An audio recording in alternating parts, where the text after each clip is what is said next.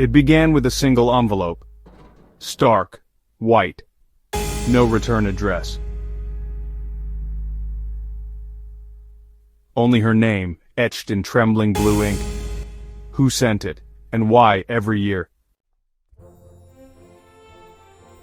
Emma Caldwell would have turned 33 on July 17, 2004, but Emma died in 1993, tragically, under circumstances that remain questionable. The first letter arrived on that day, delivered to her parents' rural mailbox in Vermont, postmarked from Albany, New York. No message inside, just a photograph, an old one. Emma, age 6, standing by the lake behind the family home, smiling. Emma's parents, Laura and Thomas Caldwell, believed it was some cruel prank, but by the third year, when the envelope contained a clipping from a 1987 local newspaper article, one that mentioned Emma winning a school essay contest, they started to feel something else. Fear. Let's go back to 1993, the night Emma died. She had just finished her shift at the diner, 11:40 p.m. Witnesses saw her locking up. A coworker said she declined a ride home. She always walked, he said it helped her clear her head. She never made it. At 6:12 a.m., July 18th, her body was discovered in a ravine off County Road 9. No signs of struggle, no visible wounds. Toxicology, inconclusive. Coroner's report listed the cause of death as undetermined. Time of death estimated around 1:30 a.m. Case went cold in 6 months. No suspects, no motive, no answers. Until 2004, when the letters began. Police opened an investigation. A forensic linguist reviewed the handwriting. Gender-neutral style, slight right slant, high pressure, possibly male, mid-40s, educated. But, nothing definitive. They dusted the envelopes, partial prints, but not enough for an ID. Then came the 2007 letter. This time, more disturbing. A single page, typed, no signature, no name. It read, "She wanted to leave, I told her to wait, I'm sorry I couldn't stop her."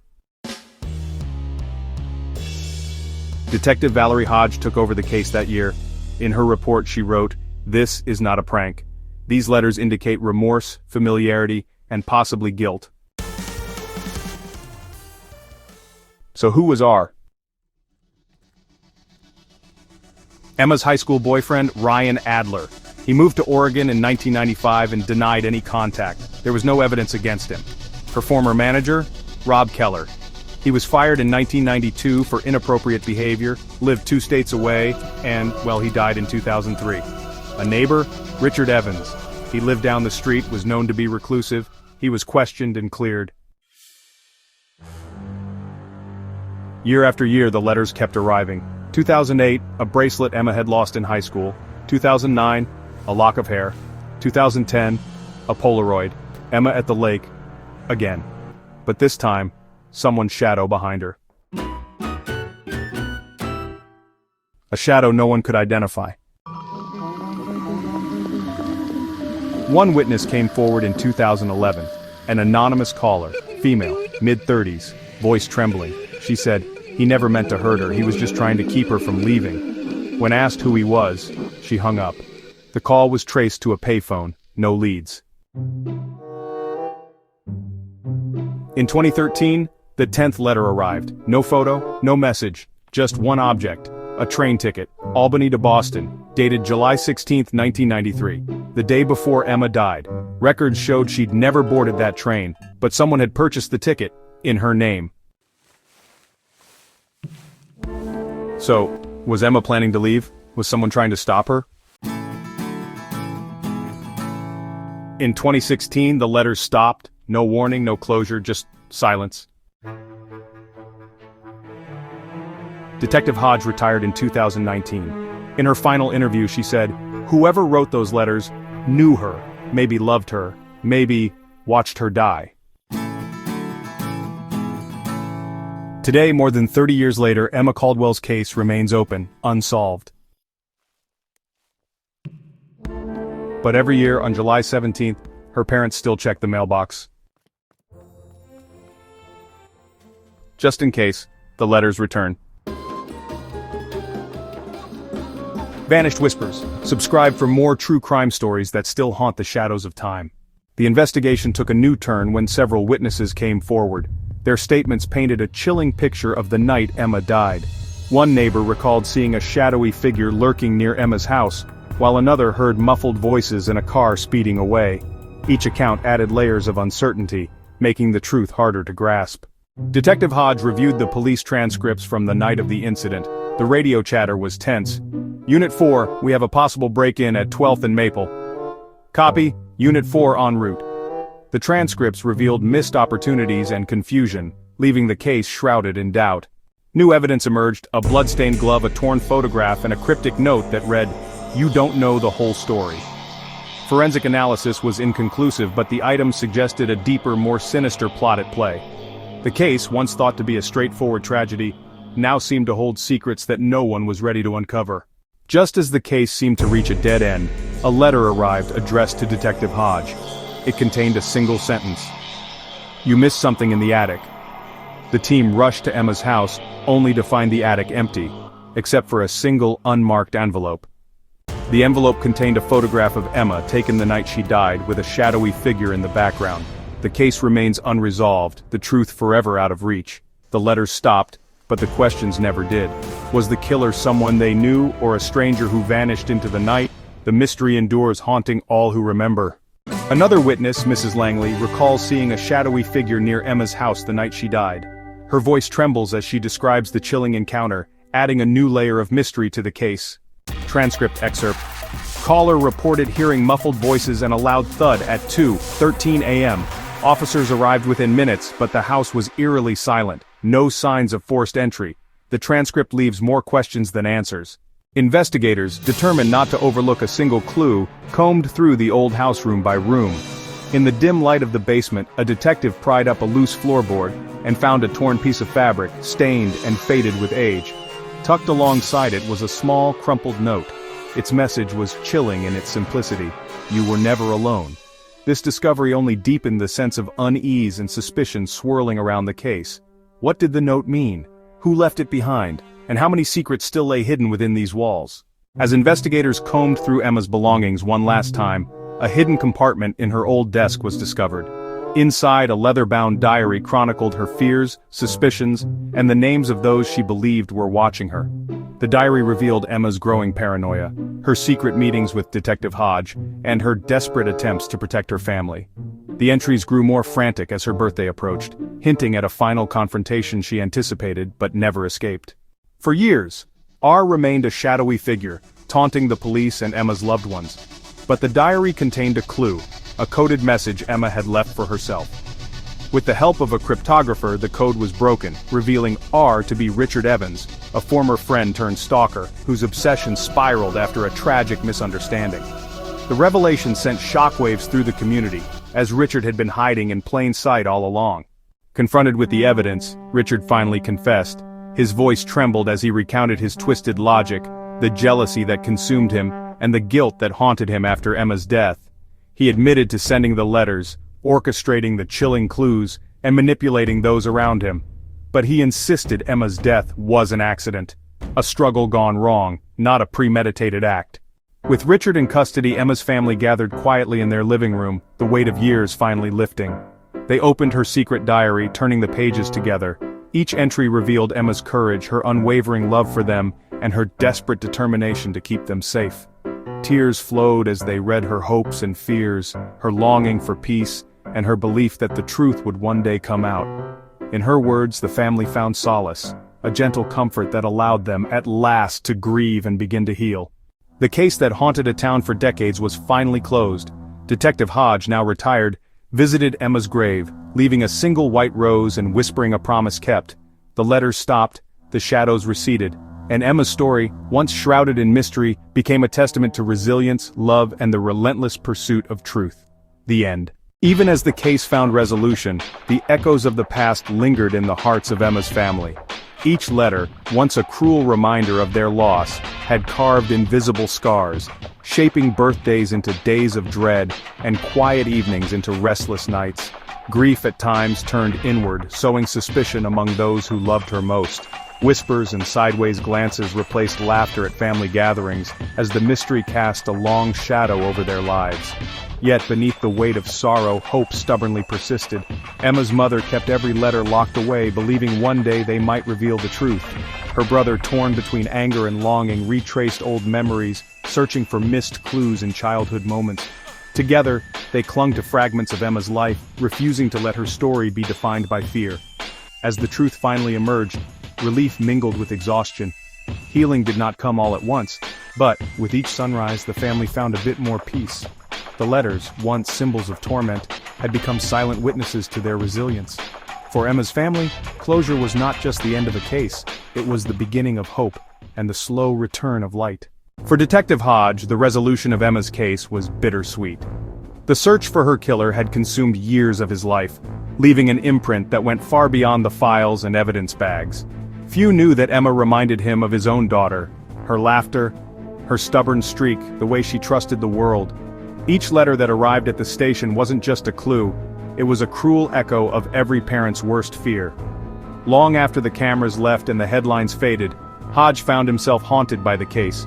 He replayed conversations, second-guessed decisions, and wondered if he could have acted sooner. The sleepless nights grew longer, as did the distance between him and his family. He missed birthdays, anniversaries, always telling himself that justice for Emma would make it worth it. But closure didn't bring the peace he'd hoped for. Instead, it exposed wounds he'd tried to hide. In quiet moments, Hodge would sift through Emma's case file, tracing the handwriting on each letter, almost hearing her voice. The case had changed him, made him more cautious, more protective, and at times, more distant. Yet, as the years passed, Hodge found a measure of solace in knowing he'd given Emma's family answers, however painful they might be. He reached out to his own daughter, no longer taking her presence for granted. The shadows of the case would always linger, but Detective Hodge learned to carry them with humility, letting them remind him of the fragility and the value of every life he vowed to protect. Just when Detective Hodge thought the case had finally reached its painful conclusion, a new piece of evidence emerged, one that threatened to upend everything. During a routine audit of the evidence locker, a junior officer discovered a forgotten envelope, its seal unbroken, marked with Emma's name, and dated just days before her death. Inside was a photograph of Emma at a local cafe, laughing with someone whose face was obscured by shadow. But it was the handwritten note on the back that sent chills through the precinct. You never could keep a secret. Forensic analysis revealed a partial fingerprint, one that didn't match any of the previous suspects, including Richard Evans. Instead, it matched a name that had barely appeared in the investigation: Julia Parks, Emma's childhood friend, who had moved out of town years before the murder. As Detective Hodge sifted through old interview transcripts, he realized Julia's alibi had never been thoroughly checked. A series of late-night phone calls between Emma and Julia surfaced, hinting at a falling out in the weeks leading up to Emma's death. Friends recalled seeing Julia in town around Emma's birthday, though she told police she was hundreds of miles away. Suddenly, the narrative shifted. Was Julia protecting someone, or herself? Had the letters been a cruel game or a desperate warning? The discovery shattered the team's certainty, casting suspicion in a new direction and reigniting the mystery just when they thought it was over. Detective Hodge faced a harrowing truth. In the world of unsolved cases, answers are rarely as simple or as final as they seem. As Detective Hodge reeled from the revelation about Julia Parks, he knew he needed to revisit the three men whose names had haunted the investigation from the beginning: Ryan Adler, Rob Keller, and Richard Evans. Each had crossed paths with Emma in ways that left behind unanswered questions.